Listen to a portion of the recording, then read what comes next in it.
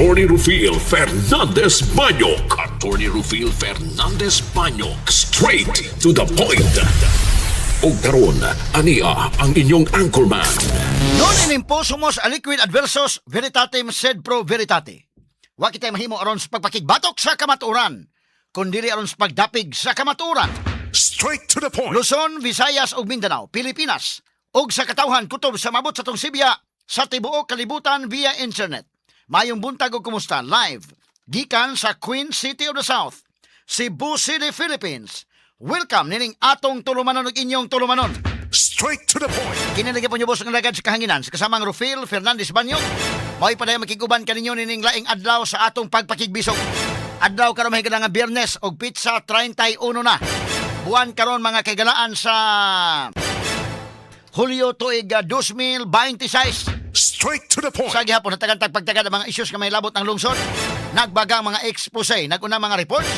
Dinhi lamang gihapon mga higala sa atong pagban-uban nining atong tulumanon ug inyong tulumanon. Straight to the point. Nagunas na may sgutanan karon nga buntaga mga kaigsunan.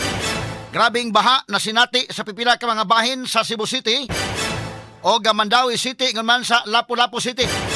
Human ni bundak ang kusog nga uwan kagahapong adlaw. Straight to the point. Labihang napiktuhan mao ang area sa Labangon ug Tisa.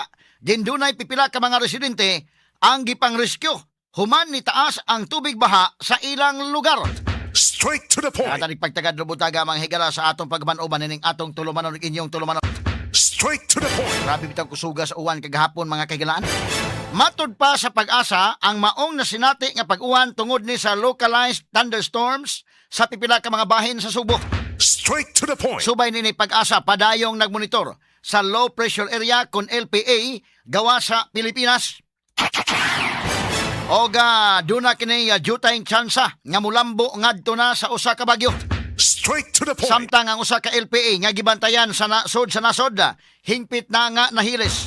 Straight to the point. Katanig pagtagad lubutaga sa atong pagban-uban mahigala nining atong tulumanon ug inyong tulumanon. Straight to the Sa point. pikas bahin usa ka apartment na sunog sa may barangay Kasambagan ning syudad sa Subo, taliwa sa nasinati nga grabing pagbaha sa syudad kagahapon. Straight to the point. Grabe gibit ang baha mga kaigalaan kini magsigig baha mo ni mo pahinumdom nato. O mo pahinumdom sa matag Pilipino o giguman sa mga politiko, unta mga higala sa tinuod nga problema nga atong giatubang. Straight to the point. Samtang sige mga higalag baha ala sigig impeachment gihapon. Muna nga ang mga tao mga higala murag nakasabot na kadugayan wa na magpatandog sa ilang panginabuhi.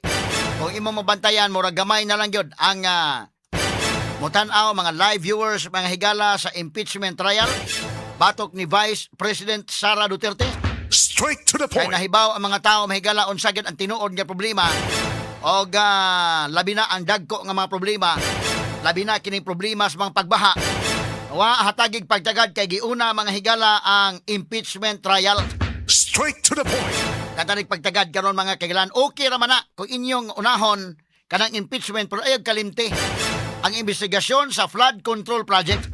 Straight to the point. Nahilom na mga higala ang isyo sa flood control, ang impeachment sige pa. Straight to the point. O giuna mga sukid tig paminaw. Straight to the point. Ang mga Pilipino dili man pud na mga bugo. Magkasabot man ang mga tao mga kaigsunan. Okay, padayon mag-impeachment kung gusto ninyo, pero ayaw pasagdi ninyo ning baha. Ayaw pasagdi ninyo ang flood control scandal nga maoy labing dakong skandal sa korupsyon mahigala sa history sa Pilipinas. Straight to the point. Katanig pagtagad lubutaga sa atong pagban-uban usab nining atong tulumanon ug inyong tulumanon.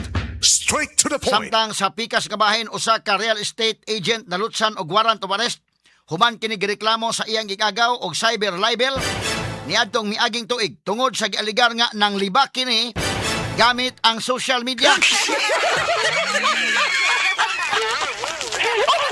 Mga marites mahigala sa internet. Katanig pagtagad lubutaga sa atong pagban-uban usab nining atong tulumanon ug inyong tulumanon.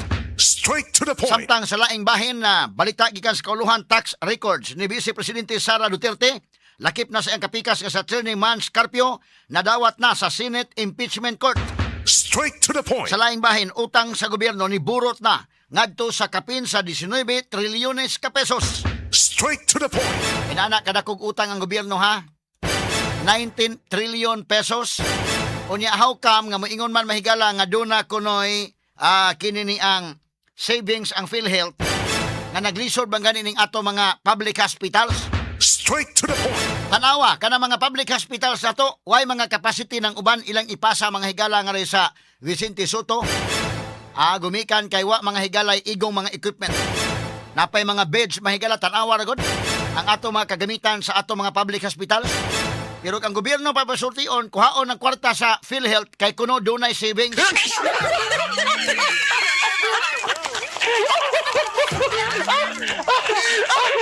Unsa naman ning kalakihan nagkadimao pataan eh. Unsa may solusyon ani? Kini pagbaha mahigala ato ning tutukan unta sa gobyerno. Kini mga problema sa healthcare nato uban pa. Unsa bay noon mga kagilaan aron masulbad ang problema unsay angay buhaton mga sukitig paminaw magpalupad og raket.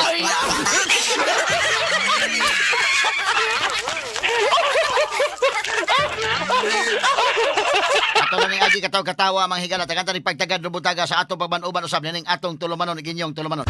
Straight to the point. Samtang sa gawa sa nasod ang mediator nga Pakistan ipahibaw nga dunay nahitabo karong ongoing negotiations tali sa Iran ug Amerika taliwa sa nagpadayon nila nga mga pagpangatake.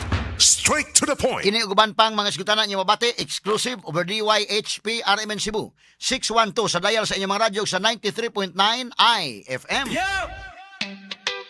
Sugbo! Andam na ba mo? Alas 6 sa buntag